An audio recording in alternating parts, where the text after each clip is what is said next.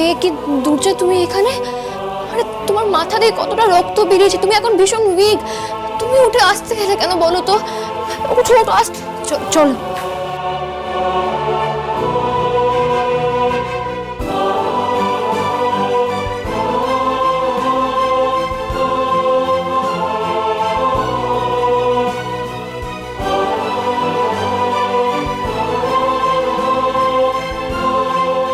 I am really sorry রানী। যা হয়েছে তার জন্য তোমার কোনো দোষ নেই, সব কিছুর জন্য আমি দায়ী। তুমি কোনো অন্যায় করোনি।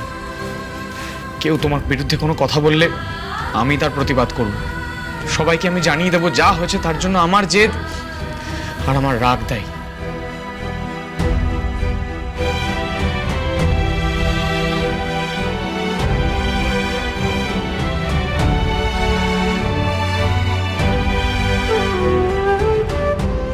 চুপ করো, এখন আর এসব নিয়ে তোমাকে ভাবতে হবে না।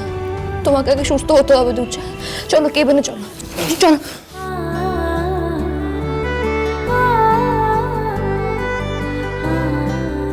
আমি সুস্থ হব রানী, তোমার জন্য সুস্থ হব, আমাদের সন্তানের জন্য হব। তুমি তুমি এভাবে এখানে বসে থেকো না। তুমি বুঝতে পারো না কেন? তোমার কোনো ক্ষতি হওয়া মানে তো আমাদের সন্তানের ক্ষতি হওয়া। যাও, তুমি বাড়ি যাও, গিয়ে রেস্ট নাও।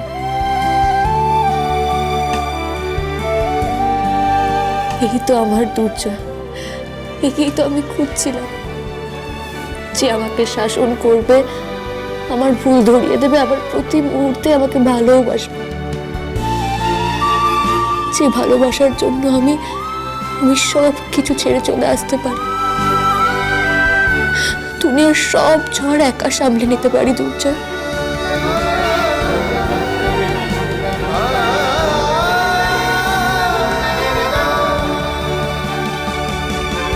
জয়,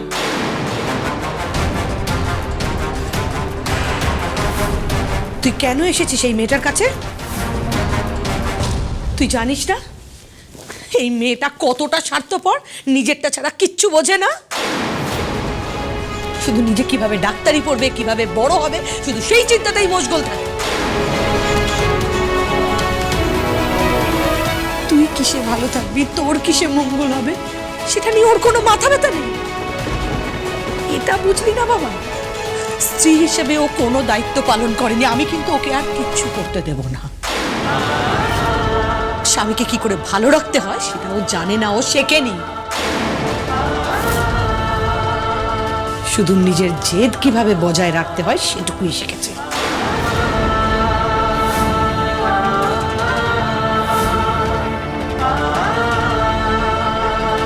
চল বাবা, চল। মা মা মা প্লিজ, এসব তুমি কি বলছো? দুর্জয়কে নিয়ে যেও না। একদম চুপ। এরকম ন্যাকা কান্না কেঁদে আমার ছেলের মন ভেজানোর চেষ্টাই করবে না। সরে যাও এখান থেকে, সরে যাও। চল তো বাবা, চল। দুর্জয় যেও না প্লিজ, মা মা দুর্জয়কে নিয়ে যেও না মা। দুর্জয়, দুর্জয়, রানী কোথায়? দুর্জয়, দুর্জয় তুমি কোথায়? দুর্জয়, দুর্জয়, আরে রানী রানী রানী কি হয়েছে? দুর্জয় কোথাও ওর জ্ঞান ফিরেছে? আরে হ্যাঁ হ্যাঁ রানী রানী রানী রানী তুমি একটু শান্ত হও। ভাইয়ের জ্ঞান ফিরেছে, ওকে বাড়ি নিয়ে যাওয়ার ব্যবস্থা করা হচ্ছে। মানে ও আমার সঙ্গে কথা না বলে চলে যাচ্ছে? ঠাকুরপো তুমি একটু শান্ত হও। দেখো এইভাবে শুক্লাকে বিচার করো না, তুমি তো জানো ও কেমন। তুমি আর ধামাচাপা দিও না বউটা। এই নাকি শুক্লা রানীর খুব খেয়াল রাখতো, এখন কি হচ্ছে? সারাক্ষণ মেয়েটাকে উল্টোপাল্টা কথা বলে যাচ্ছে। এই করে যদি মেয়েটার শরীর খারাপ হয়ে যায় তার দায় কে নেবে? দুদিন পরে যদি ওই জয়ের লাইসেন্সটা ক্যান্সেল হয়ে যায় তখন কি হবে? আর ওই ইন্ডাস্ট্রিয়ালিস্ট, তার ক্ষমতা তো তুমি জানো। ওনার বিরুদ্ধে আমাদের কারো কোনো ক্ষমতা নেই কিছু করার। আমি বুঝতে পারছি, আমি সবটা বুঝতে পারছি, তুমি একটু ভুল বলছো না। কিন্তু দেখো জয় যতক্ষণ না বাড়িতে আসছে আমরা তো বুঝতে পারছি না না এক্স্যাক্টলি কি হয়েছে, কি করে এমন ভুল হলো জয়ের, বা আদৌ ভুল করেছে কিনা জয়, সেটা না জেনে ওর উপর রাগ করাটা ঠিক হবে না ঠাকুরপো। জেঠিমণি, আমি একটা কথা বলবো। বলো। রানী কি সারা রাত ওখানেই থাকবে? আসলে ও তো কিছু খেয়েও যায়নি, আর এতক্ষণ না খেয়ে থাকলে ওর যদি শরীর খারাপ করে। আর তোমার শাশুড়ির বুঝি সারা রাত জেগে থাকার কথা? ভূমি অপারেশন করেছে, জয় এখন সুস্থ আছে, ভালো আছে। আর শুনলাম তো ওই শুক্লাও ওখানে চেঁচামেচি করে সিন ক্রিয়েট করেছে। এতটুকু বুদ্ধি যদি থাকতো, বাড়ির কথা এভাবে তো নিজেই পাবলিক করছে। জয়ের প্রেস্টিজটা কোথায় থাকবে একবারও ভেবে দেখেছে? তুমি বলো বৌঠান, হ্যাঁ? ওই ছেলে আর এই প্রফেশনে থাকতে পারবে? না না, এই মা ছেলের মধ্যে আর আমার থাকতে ভালো লাগছে না, ইচ্ছে করছে না। আমি ঘরে যাচ্ছি বৌঠান, কোনো প্রবলেম হলে আমাকে দেখো।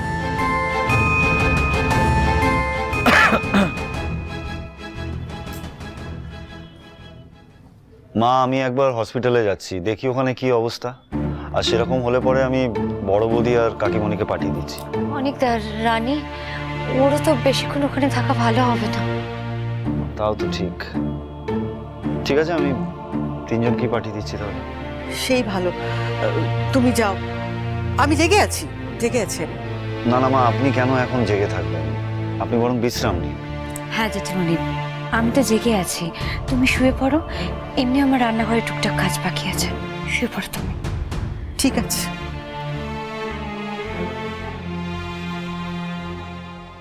অনেকটা আমাদের জয় কি সত্যি আর প্র্যাকটিস করতে পারবে না?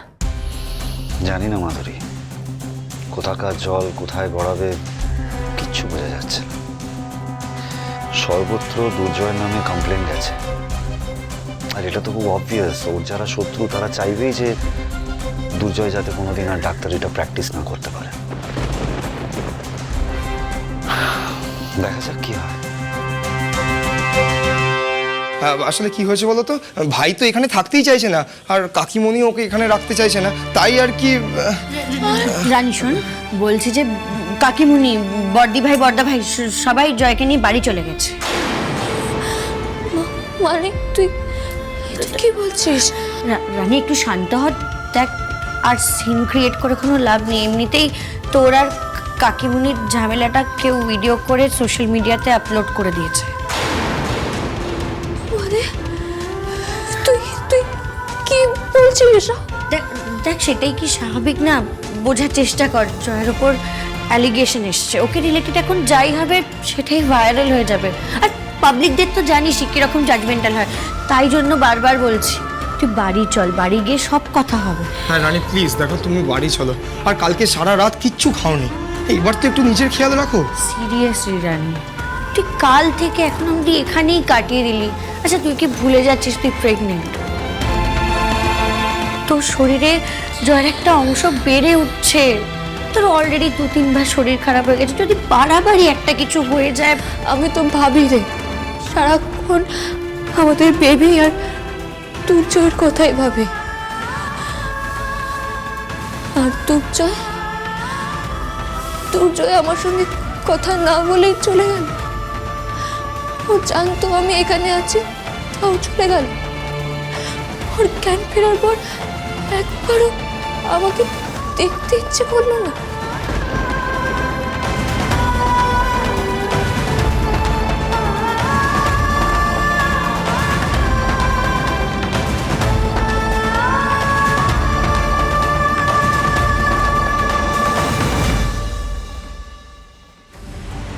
আমার ছেলেকে ভালোবাসি একদম বলবে না। আমার ছেলেকে নাকি ভালোবাসে? আমার ছেলের অ্যাক্সিডেন্ট হয়েছে তোমার জন্য, তোমাকে বিয়ে করেছে বলে আমার ছেলের অ্যাক্সিডেন্ট হয়েছে, তুমি দায়ী। আমার জয় সারাক্ষণ অস্থির হয়ে থাকে, মাঝখানে ওর এই রাগ মেজাজ সব কমে গেছিল। তোমার এই কাণ্ড কারখানা দেখে ওর মাথা খারাপ হয়ে যাচ্ছে। সব দোষ তোমার, আমার জয়ের এই অবস্থার জন্য শুধু তুমি দায়ী।